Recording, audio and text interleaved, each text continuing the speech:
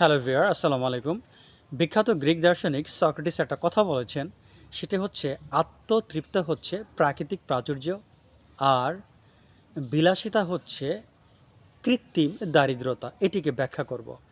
দেখেন, প্রাকৃতিক বিষয় বলতে কি বোঝায়? আপনারা সবাই জানেন, প্রাকৃতিক বিষয় বলতে বোঝায় যেটা আমাদের স্বভাবজাত। আমাদের দেহের মধ্যে অনেক প্রাকৃতিক কার্যকলাপ ঘটছে, যেটিকে ইচ্ছা করলে আমরা নিয়ন্ত্রণ করতে পারি না। ব্লাড সার্কুলেশন বলেন, যখন প্রস্রাব ধরে, যখন টয়লেটে যাওয়ার প্রয়োজন হয়, এগুলো সবই কিন্তু প্রাকৃতিক ওয়েতে চলছে। তো এই প্রাকৃতিক ওয়ে যেটা, সেটা প্রাকৃতিকভাবে চলে, আর এটাই হচ্ছে অরিজিনাল একটা বিষয়। আমরা সবাই জানি যে প্রাকৃতিক বিষয়টা, আমরা প্রাকৃতিক খাবার খেতে পছন্দ করি, আমরা বলি যে প্রাকৃতিক খাবারগুলো ভালো। ঠিক একইভাবে মানুষের মেন্টালিটির মধ্যে অনেক কিছু প্রাকৃতিক আছে, কিন্তু মানুষ সেটাকে অ্যাডাল্টারেটেড করে ফেলে, ভেজাল করে ফেলে। তার মানে আত্মতৃপ্ত হচ্ছে মানুষের একটা প্রাকৃতিক সম্পদ।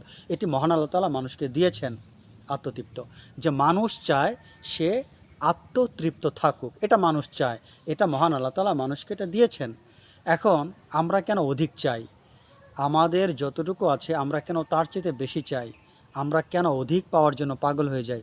এই শিক্ষাটা আমরা সমাজ থেকে ভুলবশত লাভ করেছি।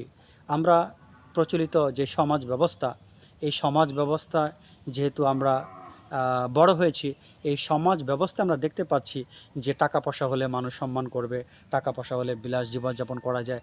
এই যে একটা বিশুদ্ধ মন মানসিকতা, এই বিশুদ্ধ মন মানসিকতা কিন্তু প্রাকৃতিকভাবে আসেনি, এটা সমাজ থেকে আসছে।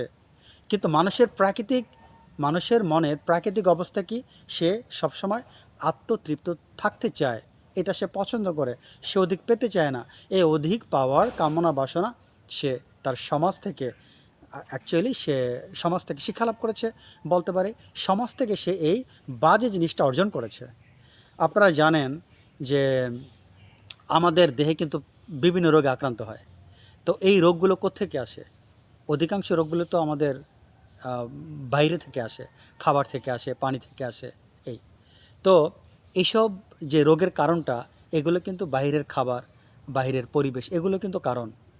তো সিমিলারলি আমাদের মন কিন্তু সে আত্মতৃপ্ত থাকতে চায়, কিন্তু আমরা বাহির থেকে রোগ এনে এই মনটাকে আমরা চঞ্চল করে ফেলি। বাহির থেকে আমরা জীবাণু নিয়ে আসছি। সেই জীবাণু কি? অধিক পাওয়ার কামনা, অধিক পাওয়ার বাসনা, বিলাস জীবনযাপন করা, আমরা এগুলো চাই, যার কারণে আমাদের মনটা রোগে আক্রান্ত হয়। তারপর তিনি আরেকটা কথা বলেছেন, সেটা হচ্ছে যে বিলাসিতা হচ্ছে একটা কৃত্রিম দারিদ্রতা। আমরা বিলাসিতাকে কিন্তু আমরা নিজেরা বানিয়ে নিয়েছি, যার কারণে আমরা যখনই বিলাসিতাকে আমরা পছন্দ করি, যখনই আমরা বিলাসিতাকে কামনা করি, তখনই কিন্তু আমাদের মধ্যে কৃত্রিম দারিদ্রতা প্রবেশ করে। কৃত্রিম দারিদ্রতা তখনই প্রবেশ করে যখনই আমরা বিলাসিতাকে কামনা করি বা বাসনা করি।